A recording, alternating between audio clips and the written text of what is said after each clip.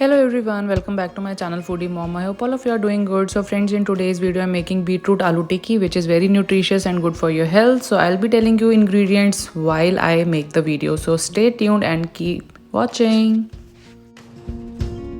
Over here I've taken a cup of boiled grated potatoes and I'm putting in half a cup of grated beetroot as well as half teaspoon of green chili and 1 teaspoon of grated ginger, and here goes 2 tablespoons of carrot and handful of coriander.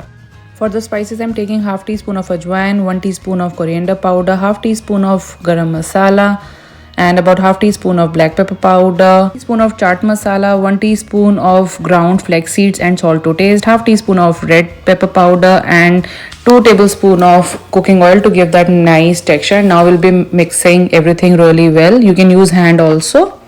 Now putting in 2 tablespoons of ground poha, that is chadwa, for the binding. Though potatoes are good enough, but we'll be adding poha for its nutritional value also.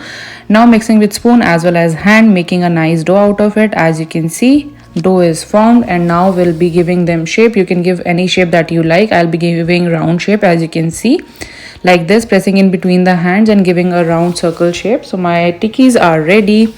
So poha aloo beetroot tikki, spraying some cooking oil. You can use any cooking oil that you like and just greasing the pan with it. And now we'll be roasting our tikkis, cutlets or anything that you can say, just brushing some oil on top of it. You can use butter also if you like, but if you want to avoid fat, just don't add butter, just add extra virgin olive oil or anything.